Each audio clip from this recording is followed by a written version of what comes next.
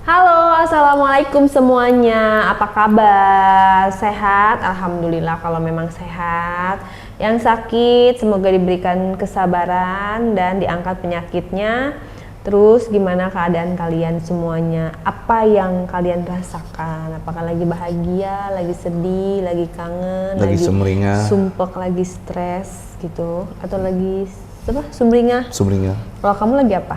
Alhamdulillah, aku selalu ceria, selalu senang, selalu happy. Masa sih? Oh iya dong, karena hidup yang dipenuhi dengan rasa syukur. Ketika kita mempunyai rasa syukur, maka apapun keadaan yang akan kita lewati, insya Allah akan menjadi nyaman di dalam diri kita dan tidak akan menjadi beban di dalam hidup kita. Super sekali, betul sekali. Lama loh ngapalinnya tadi tuh. Kamu lama. Mungkin ada teman-teman di sana yang lagi nonton pada gundah gelisah gitu kan. Akibat apa sih biasanya orang gundah gelisah? Stres, sumpek. Kalau menurut aku tuh orang gundah gelisah itu karena dua hal. Asik. Kalau menurut aku tuh. Iya, kayaknya udah denger kajian ya. Enggak, ini emang dari aku tuh karena dua hal. Yang pertama itu pasti karena kurangnya rasa syukur di dalam dirinya. Itu yang pertama. Sehingga membuat dia itu merasa masih penuh dengan kekurangan di dalam dirinya sehingga harus mengejar banyak hal, membuat kesibukan-kesibukan yang menurut aku nggak penting ya. Dan akhirnya gelisah, gundah gulana di dalam dirinya. Nah, yang kedua adalah kehilangan kepercayaan diri. Kehilangan kepercayaan diri, di mana kepercayaan dirinya bukan atas kemampuannya dia. Kepercayaan diri bahwa Allah tidak tidur, Allah tuh selalu melihat dia gitu loh. Nah, itu poinnya tuh. Dia tidak percaya bahwa Allah akan selalu memberikan jalan yang terbaik buat dia. Karena orang posisinya ketika dia punya satu permasalahan di dalam hidupnya, kalau dia percaya bahwa Allah tidak akan menyesatkan dia, Allah akan selalu memberikan jalan hidup yang baik untuk dia, yang terbaik buat dia, maka gundah dan gelisah itu akan hilang tuh. Maka itu yang selalu aku lakukan.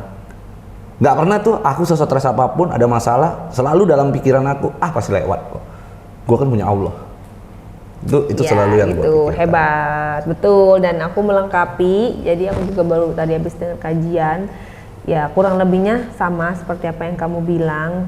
Tapi ada beberapa lagi yang memang dibilang oleh Bapak Ustadz dalam kajian tersebut ya. Jadi obat gundah gelisah sumpek, kita sama-sama belajar ya, membahas, ngobrol dan sharing gitu kan. Ini obatnya ya, bagaimana cara menghilangkan gundah dan gelisah. Obat gundah dan gelisah. Sebenarnya gelisah itu, gundah itu apa sih artinya? Sesuatu yang nggak diinginkan sama semua orang gitu kan. Terus kalau dalam Islam itu ada sebabnya. Yang pertama, dangkalnya pemahaman terhadap agama. Dangkalnya pemahaman agama terhadap agama itu sendiri. Dan yang kedua, banyaknya melakukan dosa atau maksiat. Itu yang disebabkan. Nah, jadi kalau kata hadis Rasulullah SAW, sungguh mengagumkan perkara orang mukmin. Jika ia diberikan kemudahan, dia akan bersyukur. Jika ia diberikan ujian, dia akan bersabar. Nah, itu orang mukmin ya, bukan orang muslim. Orang muslim banyak tapi yang beriman dan melakukan amal soleh disebutnya orang mukmin itu. Makanya ada juga beberapa yang menyebutkan selain itu karena saking cintanya kita terhadap dunia, itu yang menyebabkan kita menjadi hati kita gelisah. Karena ingin kita terus mengejar gitu ya. Iya, mencintai dunia. Padahal itu kan hanya sementara tempat kita singgah, singgah seperti itu. Ini aku bacakan lagi. Ada beberapa, tentunya yang pertama karena yang tadi banyak dosa itu, yang kedua kurang bersyukur yang seperti kamu bilang, kurang bersyukur. Yang ketiga banyak menuntut, hati kita banyak menuntut. Betul. kenapa begini, kenapa nggak begini, kenapa nggak begitu. Kenapa begini, kenapa begitu. Aku tuh harus memiliki sesuatu itu loh, harus memiliki segala sesuatu, gitu. Berarti rasa syukur ya. Iya, yang keempat yang tadi cinta dunia. Cinta dunia. Cinta dunia. Yang kelima berharap kepada manusia. Itu dia tuh yang sering dilakukan orang. Kecewa.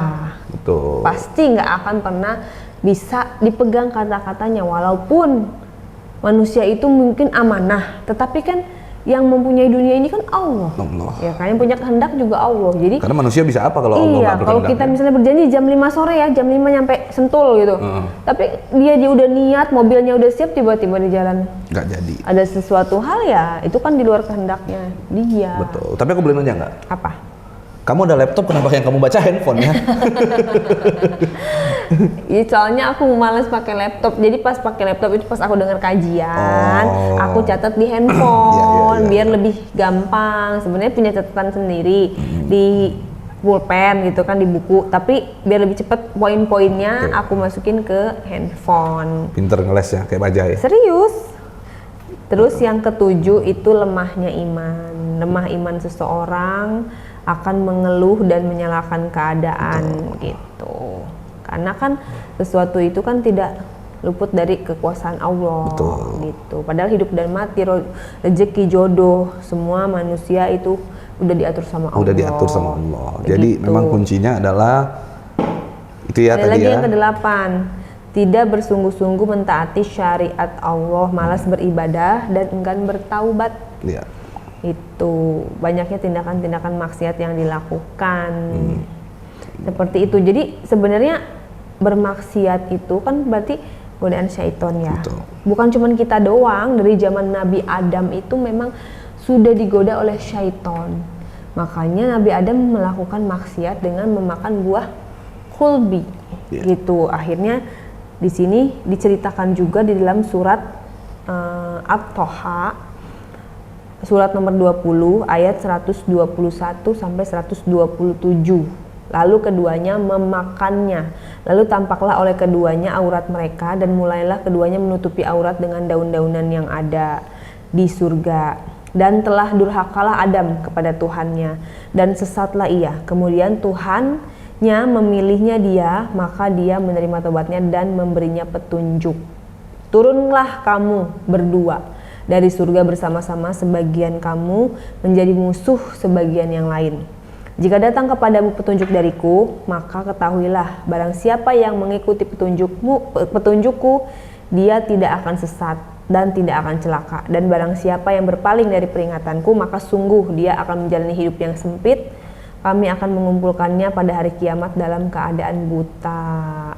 Ya Tuhanku, mengapa engkau kumpulkan aku dalam keadaan buta, padahal aku dulu dapat melihat. Dan Allah berfirman, demikianlah dahulu telah datang kepadamu ayat-ayat kami, dan kamu mengabaikannya. Jadi begitu pula pada hari ini kamu diabaikan.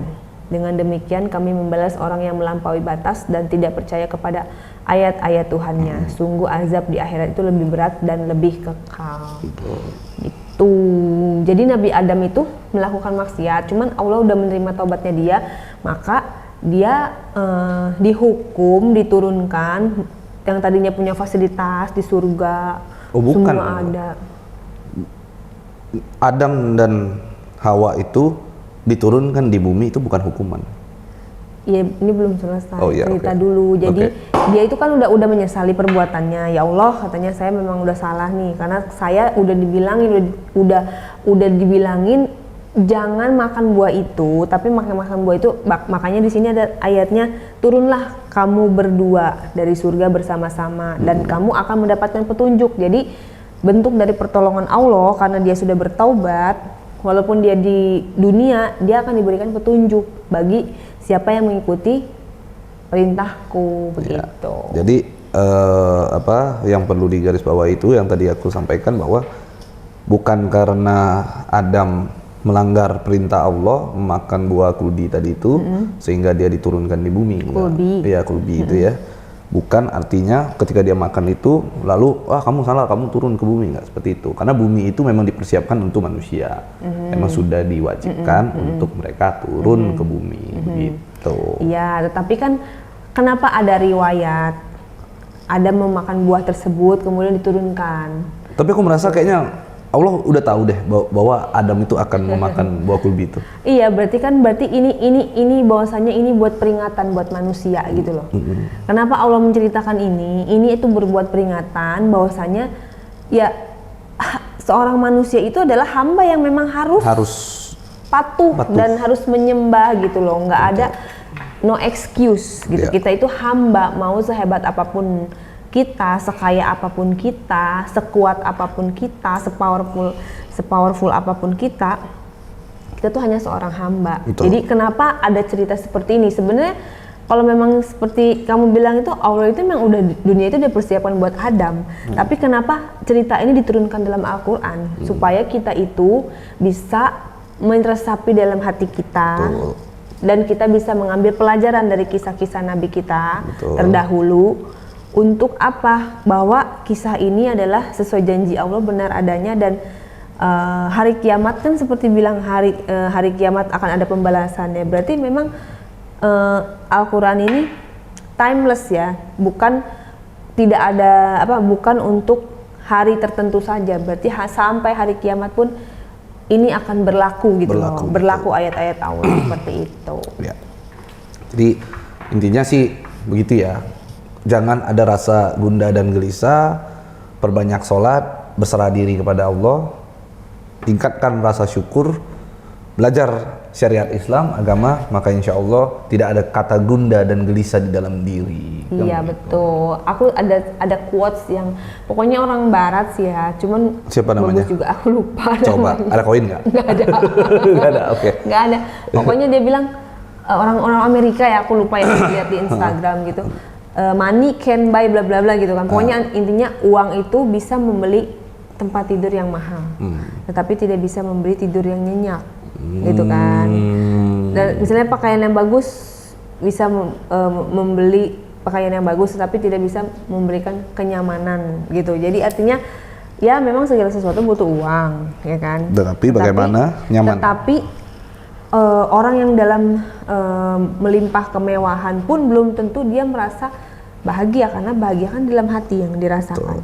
Kayak seperti yang aku bilang, udah pernah aku bilang belum ya di cerita hijrah ini, kayak orang yang misalnya dia boncengan sama suami istri nih baru menikah, orang biasa.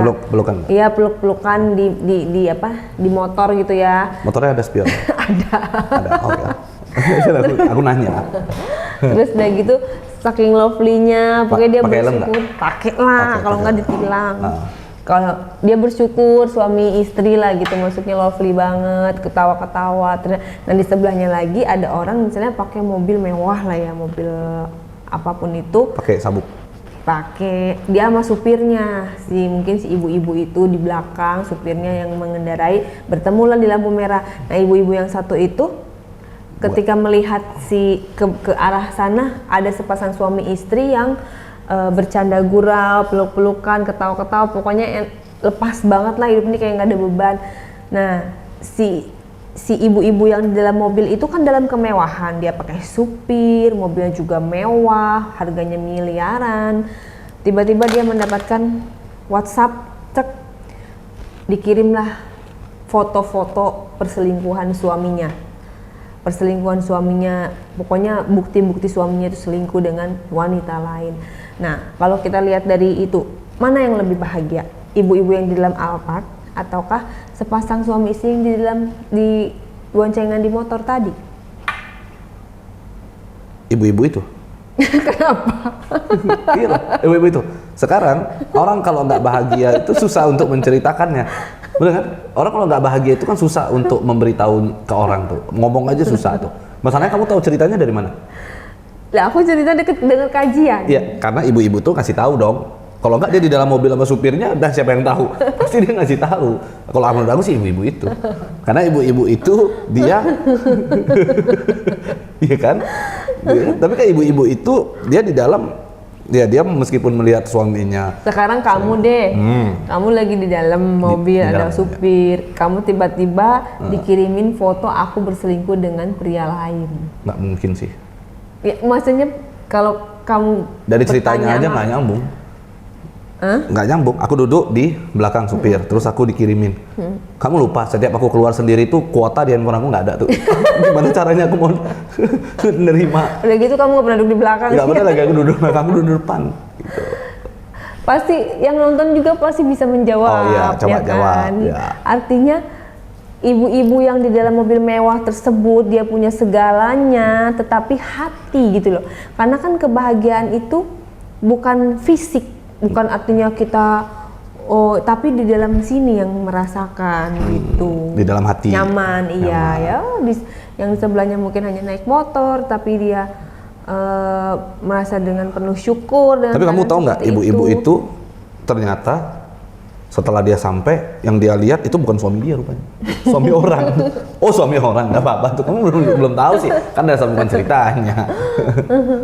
Artinya jangan pernah kita menjudge gitu ya orang yang lebih kaya secara dunia, punya fasilitas apapun, punya kekuatan, punya power lah, punya jabatan, punya harta melimpah itu lebih lebih enak tidur, enak makan dibanding kita. Gini, Gitu loh. intinya sih sebenarnya kuncinya itu ada di rasa bersyukur, ya.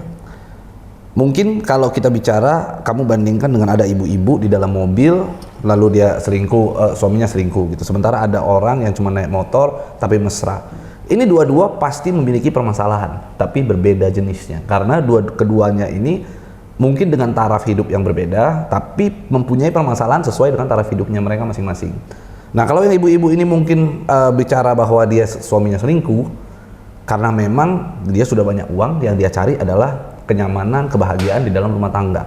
Sementara yang di sini, dia mungkin secara suami istri peluk-pelukan, cium-ciuman, apa segala macam, tetapi di dalam kehidupannya mungkin dari segi finansial menjadi permasalahan di dalam hidup mereka begitu. Karena di jalan aja peluk-pelukan, karena dia tahu lagi ditonton sama ibu ini. Makanya udah peluk-peluk. Padahal kalian nggak tahu dia lagi di jalan tuh cubit-cubitan tuh. Pak, gimana nih tagihan nih? Aduh, tagihan pinjol. Itu pasti akan terjadi itu. Nah, maka daripada itu, setiap manusia haruslah saling support untuk mengingatkan bahwa rasa syukur di dalam diri kita itu jauh lebih penting daripada segalanya. Betul, dan segalanya menyerahkan kepada Allah. Kenapa? Karena kita jangan sampai cinta dunia. Ciri-ciri orang cinta dunia gimana sih? Wah, kurang ngajar nih. Kita ditipu aja, kita balas gitu jangan. kan. Kalau orang nggak cinta dunia, astagfirullahaladzim, kita biarin Allah yang balas. Kayak gitu. Betul. Bisa nggak kamu kayak gitu? Ya, aku selalu menunjukkan hal itu. Kamu kan semangatnya mau ngebales, bahkan mau lebih biar orang. No, gini. Aku tuh punya prinsip begini ya. Misalnya kita kehilangan harta, tiba-tiba. Apalagi kehilangan harta. Gitu, itu berarti bukan rezeki kita. Aku orangnya seperti itu. Kehilangan harta aku sudah alami berulang kali, tapi aku tidak akan pernah berpikir sedikit pun untuk membalas.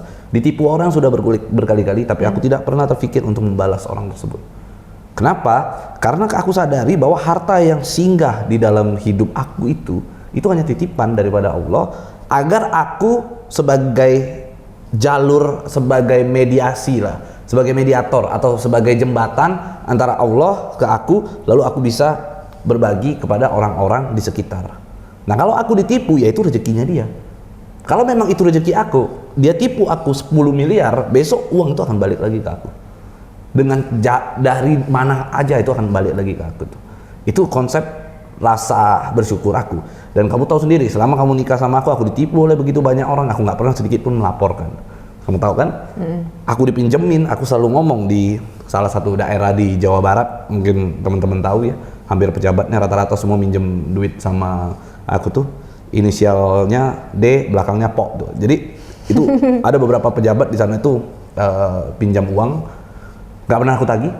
Kalau dia memang mengaku merasa ada kesadaran, dia akan kembalikan ke aku. Dan kalau itu rezeki aku, dia pasti akan sadar untuk membalikan ke aku. Tapi kalau memang bukan rezeki, ya kita gimana? Karena itu datangnya juga dari Allah. Aku selalu sadari itu. Nah, lain ceritanya bila kita itu lagi santai, diem, nyantai-nyantai, tiba-tiba ada orang yang mengusik hidup kita. Maka itulah aku melakukan balas. Itu beda tuh. Dia mengusik hidup kita, kita diganggu, ketenangan kita, kenyamanan kita, rasa bersyukur kita pun diganggu, maka aku akan balas itu. Nah, konsepnya begini, aku nggak akan nunggu Allah untuk membalas dia.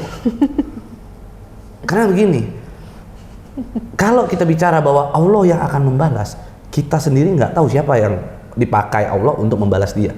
Tangan siapa yang dipakai untuk membalas dia. Sehingga kalau ketika kita diusik hidup kita, lalu kita membalas, maka kita sama dengan menjadi tangannya Allah untuk membalas untuk Allah. Justru kita pahala loh, membantu itu konsep yang kamu sendiri ya. Itu membantu hukum Allah. Kalau dalam Islam, aku luruskan lagi, bila mana kita dizolimi jangan dibalas. Biar dia sakitin kita jangan balas. Apapun jangan balas. Ini yang aku sharing, yang aku ikut kajian. Betul. Gitu. Ini kan kamu ikut kajian. Tapi di dalam satu hadis mengatakan begini. Nabi Muhammad pernah mengatakan bahwa ketika kita diusir dari tempat kita, agama kita diganggu, kita diusir dari tempat rumah kita, maka kita perangi orang itu. Iya, kalau agama, kalau kita diusik. Ini wilayah kampung kita, terus kita diusir dari kampung kita, tempat tinggal kita, istilahnya kita dijajah lah, maka itu menjadi kewajiban kita untuk memerangi orang tersebut. Itu konsep yang aku pegang. Ya itu kan pada zaman perang, pada zaman Nabi, ya itu diganggu agamanya dan tempat dakwahnya dia di ini ya pasti harus fight dong. Sama kayak aku. Kita kalau secara pribadi bukan masalah agama, kalau adalah masalah agama, ibadah kita diganggu, itu kita harus nomor satu maju. Kalau aku konsepnya begini, sebagai kepala rumah tangga yang luar biasa, sebagai imam di dalam rumah tangga, aku ditunjuk oleh Allah sebagai pemimpin di dalam rumah tangga aku. Betul kan? Nah, ketika aku nggak bisa melindungi anak, istri, dan tidak bisa menjadi panutan bagi anak dan istri aku, maka aku berarti gagal sebagai pemimpin. Nah, begitu. Nah, kalau ada orang yang mengusik hidup aku, mengusik keluarga aku, mengusik istri aku, mengusik anak aku, maka itu sudah menjadi kewajiban aku untuk melakukan perang terhadap orang tersebut. Itu kuncinya. Jadi meskipun kita diserang katanya pribadi, jangan agama doang, enggak. Justru dari hal pribadilah dinilai orang tersebut. Aku urusan pribadi aja aku bisa perang sampai mati-matian, apalagi urusan agama aku kalau diganggu. Iya, nah, itu kan kalau anjuran agama seperti itu. Iya. Kalau misalnya kamu pribadi punya ini sendiri ya. Iya, tapi konsekuensinya gini kalau di dalam aku juga kalau di dalam agama tuh begini kan, artinya kan maka dari itu kan berarti kamu kan masih memikirkan dunia ya kan? Enggak, itu bukan dunia. Aku memikirkan agama, jihad loh. Ketika kita bisa melindungi keluarga kita, melindungi anak istri kita, melindungi agama kita, melindungi diri kita sebagai pemimpin ya, bukan pribadi ya. Aku selalu berpikir begini, kalau ada orang yang ganggu hidup aku, terus anak aku melihat, ih bapak gua lemah banget ya, ih bapak gua kayak apa sih, padahal dia pemimpin. Konteks lemah itu nggak kayak gitu, ya, bukan artinya, berarti kamu nggak melawan kamu lemah, bukan begitu. Ya. Dalam Islam tuh nggak kayak gitu. Harus tunjukkan ke dia. Bener, jadi aku dikasih taunya dalam Islam itu kalau kita dizolimi jangan menzolimi balik, karena begitu kita menzolimi balik berarti impas samanya kamu dengan orang yang menzolimi tidak ada bedanya. Kosong-kosong gitu. Dong. Kosong-kosong. Bagus. Nggak bisa begitu dalam agama Islam. Bener-bener Islam yang sesungguhnya yang bener-bener mempersiapkan amal-amal baik ketika kita agar kita punya bekal di kehidupan nanti. Itu amal baik. Sekarang misalnya seorang ustadz misalnya dihina-hina lewat sosial media misalnya, dia tidak membalas, apakah dia menjadikan seorang yang lemah di hadapan anak-anaknya? Kan enggak lah, maksudnya gini, kalau dia dihina, misalnya kalau aku dihina nih, misalnya dibilang si Pablo tuh kere, si Pablo tuh jelek, si Pablo tuh gila, stres, itu aku nggak marah. Tapi kalau sempat sudah menyentuh urusan keluarga, Pablo tuh nggak bisa didik anak, Pablo tuh nggak bener keluarganya, itu wah aku jihad tuh. Iya. Karena sama dengan dia mendoktrin anak aku, karena suatu saat nanti anak aku nanti akan mendengar, melihat dan mengetahui. Udah kayak berarti kamu masih mencintai anak kamu, bukan mencintai Allah. Bukan mencintai anak aku mengikuti ajaran agama, menyayangi keluarga, mencintai keluarga aku, menjadi pemimpin yang baik bagi keluarga aku, memberikan panutan, menjadi panutan bagi keluarga aku. Ketika aku jadi pemimpin, aku harus tunjukkan bahwa aku tuh pemimpin. Iya betul, tapi sebaik-baiknya orang adalah yang paling mulia adalah yang memaafkan. Aku maafkan, setelah itu aku maafkan, yang penting balas dulu. Ya nggak bisa. Iya dong. Harus memaafkan. Gini. Mau orang begini biarin aja, maafin itu justru kemuliaan hati, kesucian hati seorang itu dari situ Allah melihatnya. Nah, bagi aku begini, ketika ada orang yang mengganggu hidupku, mengusik hidupku dengan keluarga. Ya berarti kamu masih mencintai hidupmu. Enggak, aku bukan mencintai, aku mencintai Allah. Karena kalau bagi aku tuh dia adalah orang jahat. Orang jahat itu adalah musuhnya Allah tuh. Maka aku harus membalas. Jadi intinya adalah jadi didoakan kalau dia muslim, dia menyakiti hati kita, kalau dia muslim kita doakan supaya mendapat hidayah gitu loh. Kita doakan yang baik-baik karena doa-doa atau niat-niat busuk itu kita akan mendapatkannya kalau kata malaikat itu. Aku juga melakukan itu. Ketika kalau ada orang dengerin, busuk, ya itu akan kembali kepada kita. Dengarkan berarti nih. Kalau kamu saya akan mengajarkan teman-teman yang nonton di channel ini cara doain musuh kalian yang baik-baik. Ya Allah, berikanlah dirinya hidayah, dan jika nanti dia mati masuk surga. Tetapi ya Allah, aku minta satu hal agar percepat itu. Itu segerakanlah itu. Tidak boleh tergesa-gesa dalam berdoa gitu loh. Tapi kita judulnya minta sama Allah, nggak tergesa-gesa. Iya, mendesak. Itu kan kamu doa yang mendesak, nggak bisa. Kok lu maksa sih gitu? Ya, kamu mau berdoa yang nggak bisa, belum tentu. Gini, kalau kata Allah, di antara semua orang yang berdoa, banyak orang mukmin yang lebih soleh minta doa sama Allah setiap malam aja aku belum kabulin nih. datang lu gitu loh, dengan amal yang sedikit meminta dengan secara memaksa gitu. Kalau kamu jadi Allah atau kita ibaratnya pemimpin perusahaan deh, ada karyawan kita yang udah rajin, pinter, cerdas, selalu berprestasi, selalu mengejar target. Dia meminta sesuatu dengan proposal dan tidak memaksa. Biar kita baca dulu proposalnya, bagus apa enggak, layak atau enggak, baru kita eksekusi. Nah, ada orang baru yang kerjanya bikin kesalahan terus, tiba-tiba dia minta datangin ke pemimpin perusahaan, bisa nggak saya begini, tanpa mengajukan proposal secara resmi. Terus wah pokoknya seperti itu. Nah, akhirnya kalau aku ya posisi kayak gini nih, aku bahkan aku bisa ngasih ke orang yang mendesak aku cepat. Kenapa? Karena aku tuh orangnya pelupa. Pada saat proposal datang aku baca, oh iya bagus ya, begitu aku taruh tuh tidur, besok udah lupa. Besok datang yang cepat itu, udah deh gua kasih tuh. Aku tuh lah iya kan, manusia itu bukan Allah. Ya, Allah itu bukan manusia. Itulah jawaban daripada segalanya. Ketika kamu bandingkan Allah dengan manusia, aku tidak pernah itu adalah dosa. Aku tidak pernah membandingkan. Ya, bayangin aja nih, sekarang gini, artinya kamu dengan orang yang pimpinan aja kamu bisa ada punya adab, misalnya ketemu kita punya keinginan bagaimana caranya nih. Nah sekarang Allah itu bukan pimpinan perusahaan tapi yang menciptakan kita lebih dari pimpinan perusahaan. Berarti kan derajatnya lebih tinggi dari apapun gitu loh. Kan? Boleh untuk meminta itu boleh. Ya boleh, tetapi kalau meminta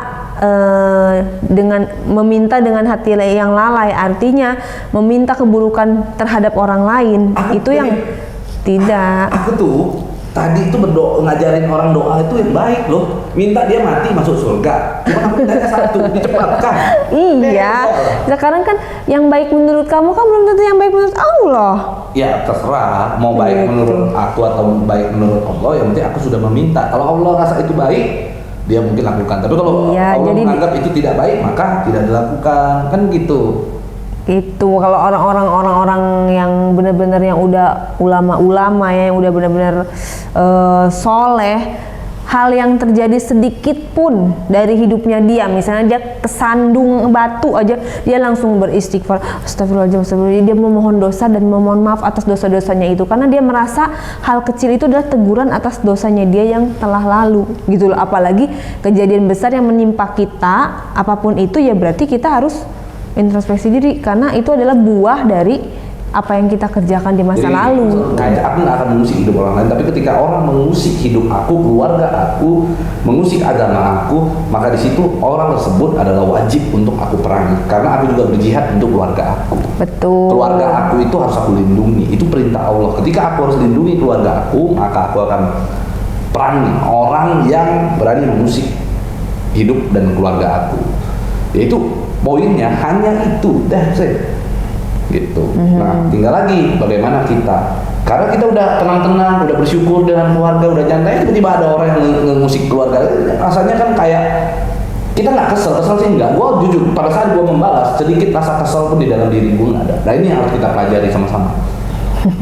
Pada saat dia mengganggu hidup aku dan keluarga aku, maka pada saat aku balas dia, karena tidak ada dendam, tidak ada rasa kesel, aku jadinya iseng. Nah, bagaimana caranya ketika kita membalas seseorang, gunakanlah keisengan, bukan dengan kekesalan. Ya Allah, semoga kita prank, kita kasih surprise, tiba-tiba dia keluar rumah, mobilnya meledak, ya kan? Wah, surprise, kayak bisa gitu.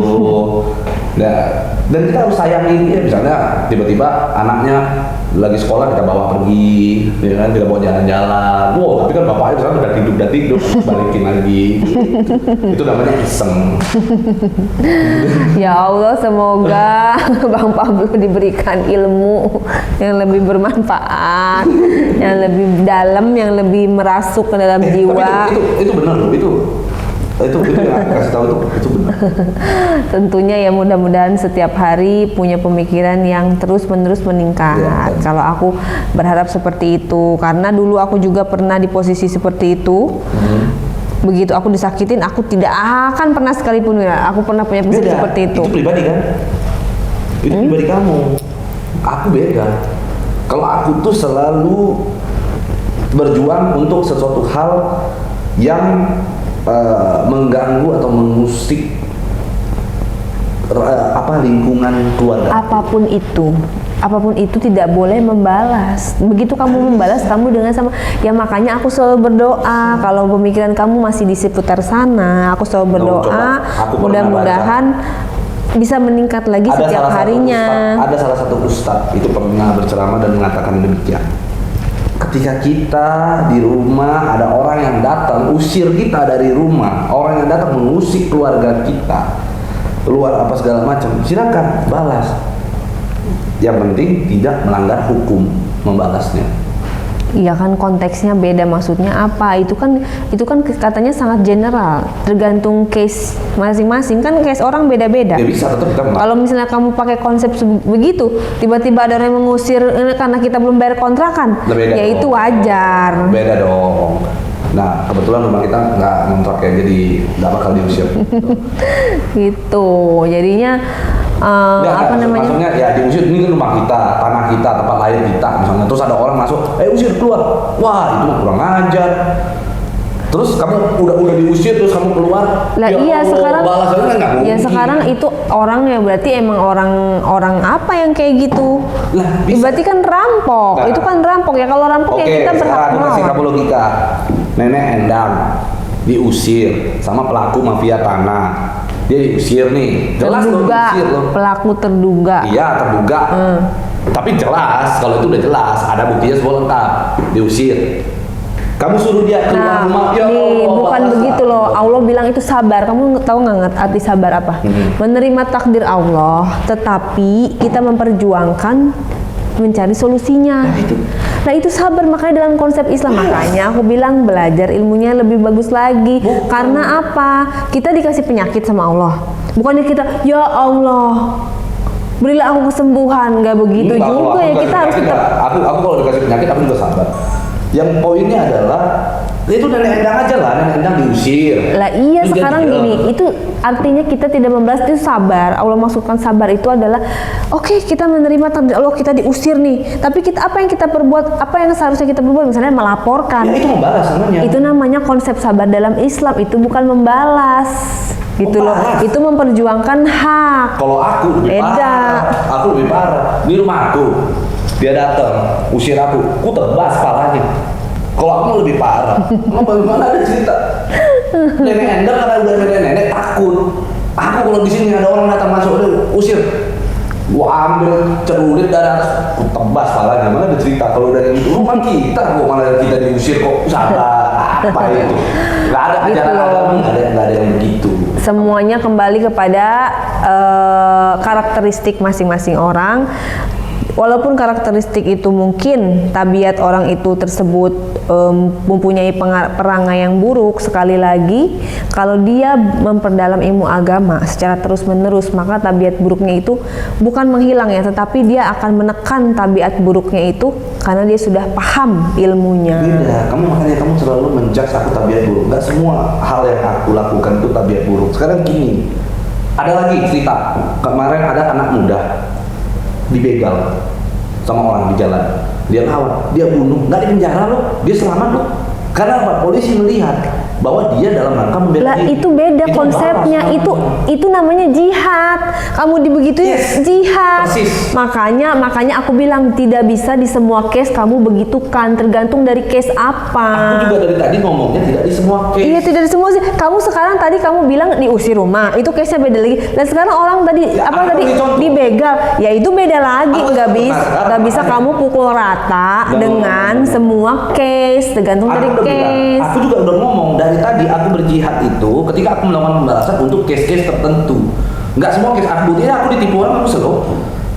Uang aku diambil orang, aku slow. Nggak pernah aku gimana. Tapi aku juga, aku jadi mengganggu keluarga aku, udah mengganggu rumah aku sikat. Ada itu aja. Berada cerita.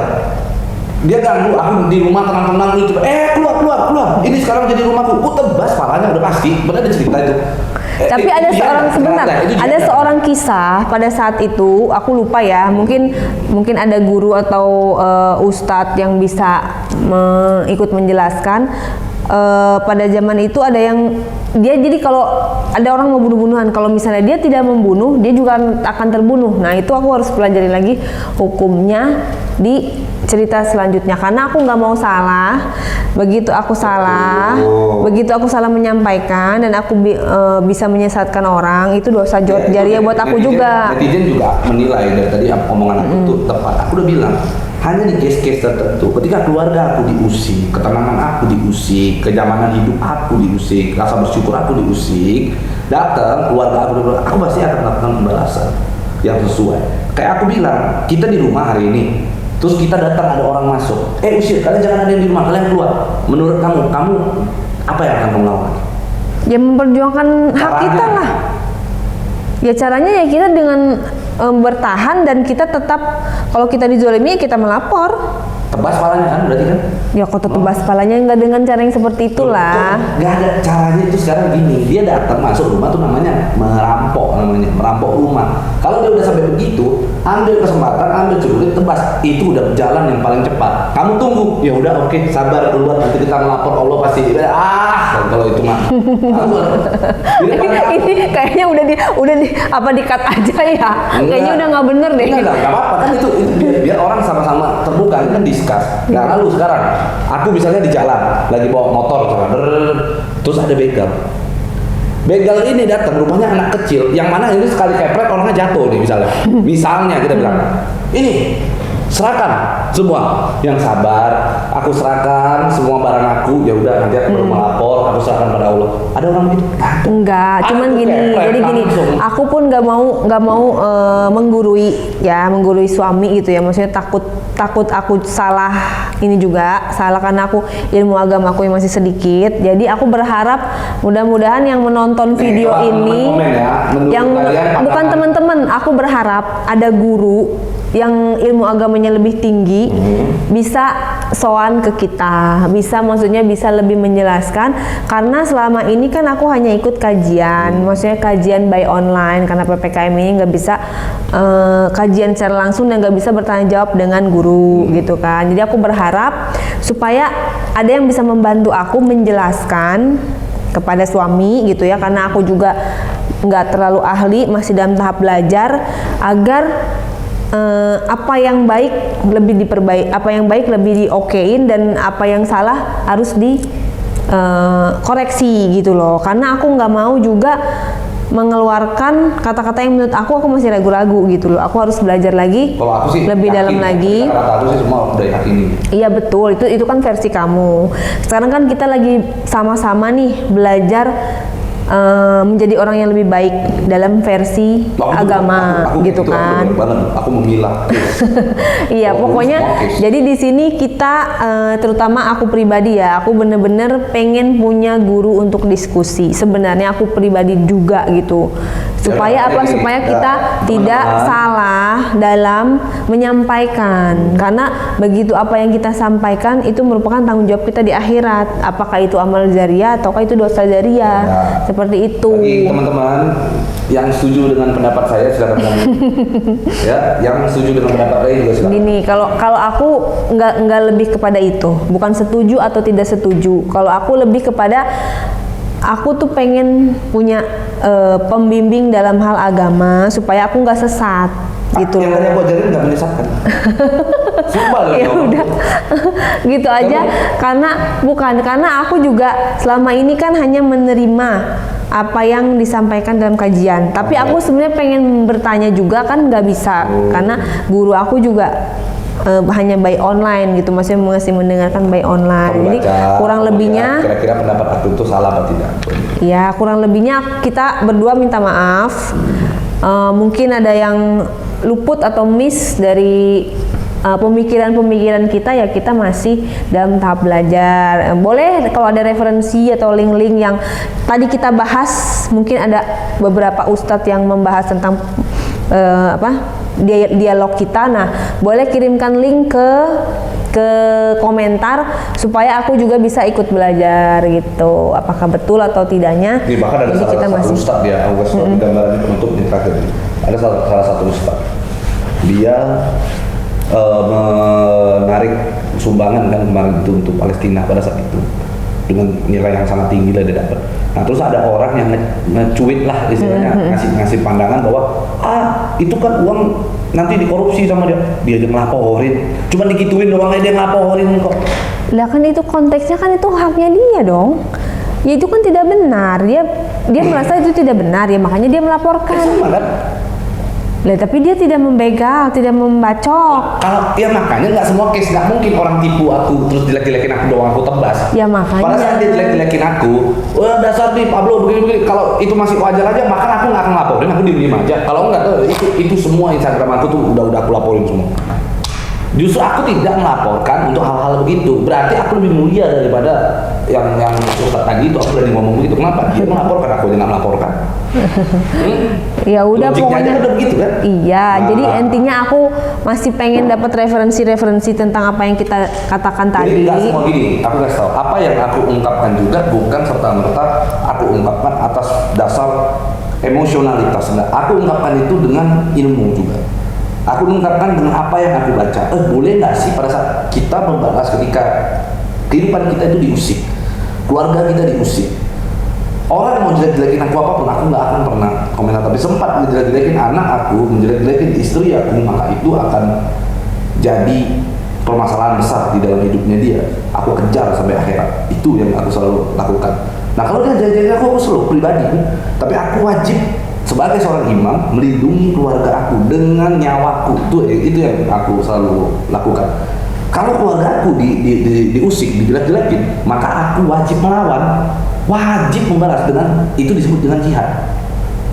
Itu disebut dengan jihad.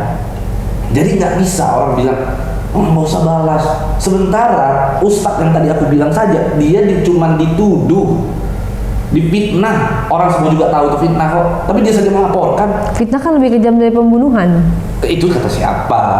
Fitnah ya fitnah, bunuh ya bunuh. Lebih kejam bunuh lah dari mana fitnah. Itu hanya sebuah istilah, karena fitnah itu dapat mengakibatkan bunuh-bunuhan. Iya, itu dalam surat. Aku ngomong jangan potong. Oke. Orang kalau fitnah hanya sebatas fitnah yang tidak berdampak, maka itu tidak lebih kejam daripada pembunuhan. Tetapi kalau orang fitnah itu kan pembunuhan karakter. Jadi karakter kita akan. Kamu ngerti nggak? Lihat ya. Sekarang kita ngomongin si ustadz deh. Si ustadz makan uang sumbangan, bunuh nggak? Menghilangkan nyawa seseorang nggak? Enggak. terkecuali Iya, artinya karakter si ustadz tersebut kan orang bisa tapi orang semua tahu memandang itu sebelah fitnah. mata dong akhirnya. Iya, benar. Tapi orang semua tahu itu adalah fitnah. Dia saja melaporkan, ya kan? Ya kan kalau Oke, di dalam sekarang aku hukum. bukan bahas si ustadz itu, aku cuma kasih kamu contoh bahwa si ustadz ini saja yang dijelek-jelekan itu diri dia sendiri loh. Dia dipitnah orang tuh diri dia sendiri, tapi dia melakukan sampai sedemikian rupa. Dia balas, tau nggak balasnya? Bukan cuma hanya berdasarkan lapor, melalui media juga dia balas juga. Apa itu namanya? Fitnah bukan? Kalau aku justru orang jelek-jelekin aku nggak pernah lakukan itu. Pernah nggak orang jelek-jelekin aku, fitnah aku terus aku ngelapor terus aku nggak ada. Ngapain? Nggak ada gunanya. Kalau aku mau tuh satu Instagram aku tuh aku laporin. Nggak begitu konsepnya. Tapi kalau keluarga aku udah sampai diusik, anak aku dibilang wah itu anak haram, anak itu matiin. Aku lakukan itu, aku laporkan. Kalau ada depan mata aku sikat orang. Nah itu jihad namanya. Logiknya seperti itu. Hijrah pun kita. Ini kasih gambaran orang ya. Hijrah pun kita. Tetap kita harus lihat mana yang disebut jihad, mana yang disebut ikhlas menerima semuanya. Nggak segala sesuatu itu bisa kita ikhlasin, kita terimakan. Nggak semuanya gitu. Kalau anak kita terus diganggu, diusik, yang tidak berdosa, tidak bersalah diusik sama orang, itu adalah lebih parah daripada si ustadz tadi itu. Balas, gunakan tangan kita sendiri untuk membalas. Nah sekarang ayo kita sama-sama diskus, tanya sama orang-orang, pasti sependapat. Istri aku nggak ngapa-ngapain, diem. Istri aku udah berhijrah, udah pakai hijab, udah semuanya, udah inilah. Gua ngapain di luar bisnis, tiba-tiba ada yang nyerang istri gua, masa gua diem? Nggak bisa. Gua harus jihad, gua lawan, gua balas tuh. Kalau gua nggak balas, tau nggak hari ini? Kalau gua nggak balas, apa kata orang? Apa orang ngejudge aku? Aku bukan masalah ngejudge ya, tapi itu akan menjadi sebuah kenyataan di dalam diri aku bahwa aku adalah seorang pemimpin yang gagal.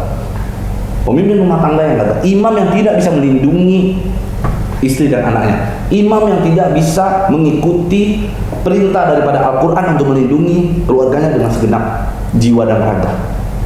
Ada itu. Masa kita diam?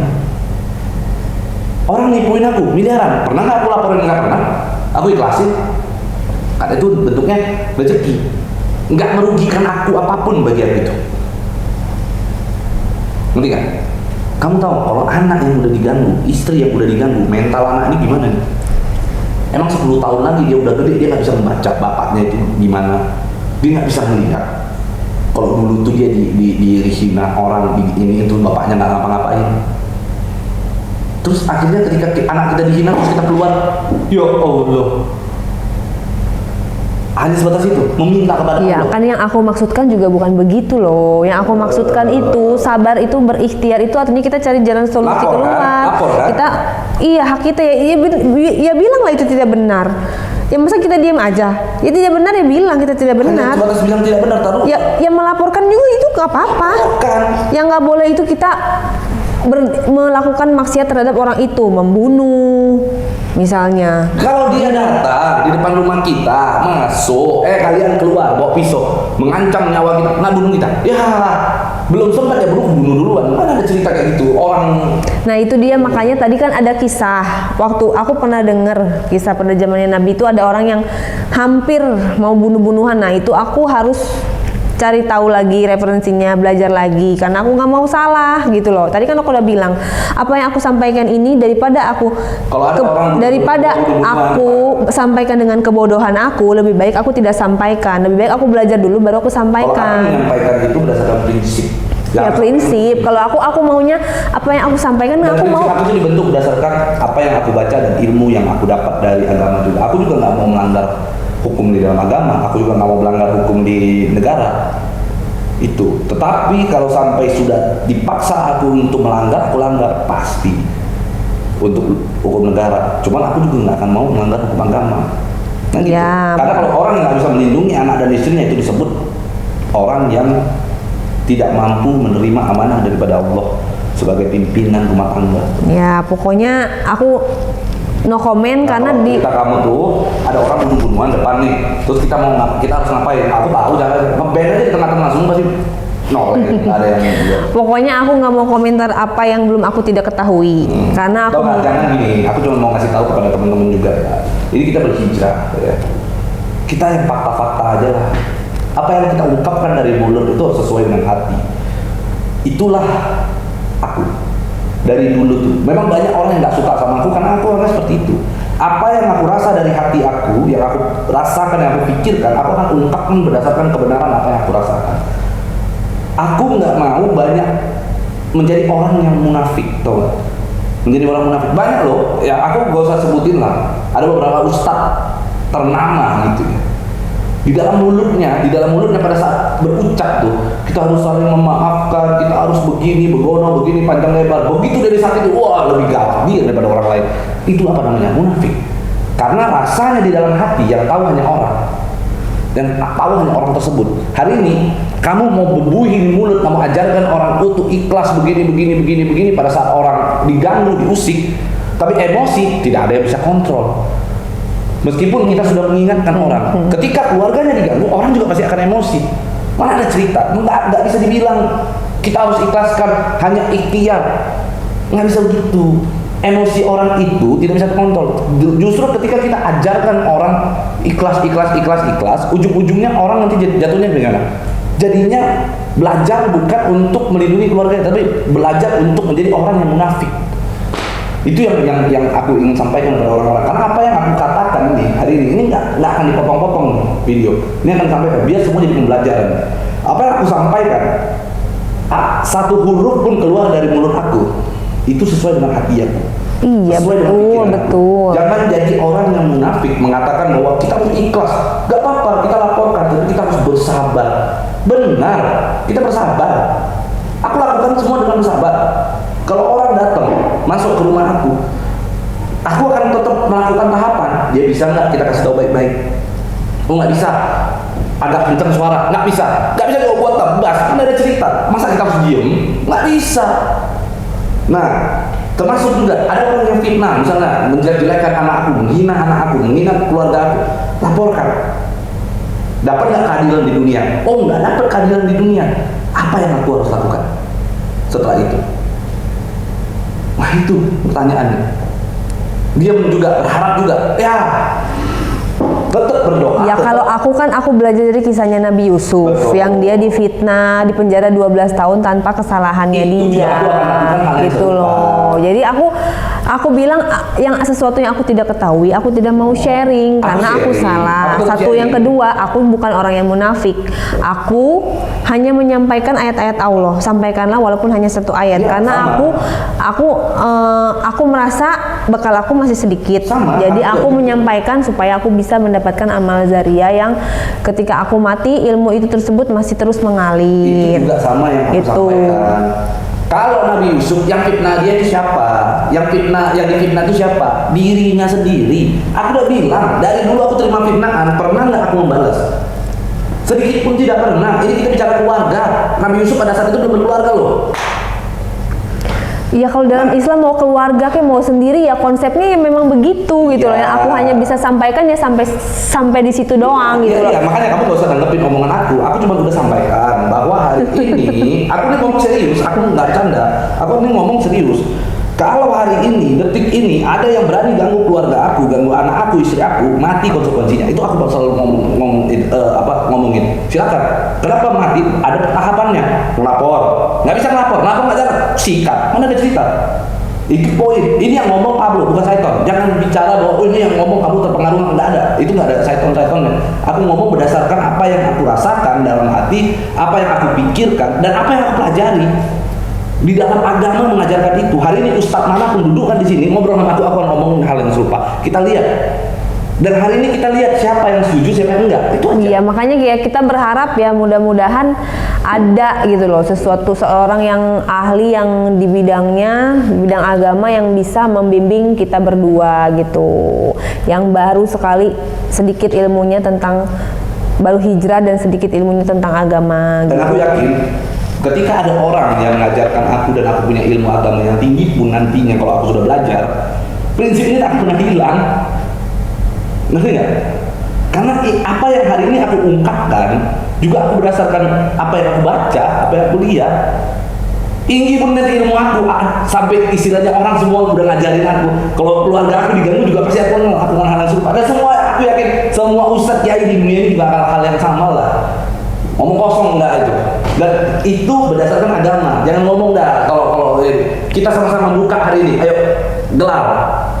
Iya kan, maksudnya kalau kayak gitu kan harus ada hadisnya, ayatnya, supaya kita bisa mengkaji gitu loh. Jangan cuman prinsip kamu doang, karena di sini kita belajar agama. Makanya aku apa-apa selalu catat, apa yang hadis nomor berapa ribu sekian sampai ayat pun semua aku harus ada dalilnya begitu. Aku juga sudah pernah membaca, tapi aku lupa. Nah, ya makanya kita sama-sama lagi memperdalam lagi supaya ngasih pandangan aku aja gitu.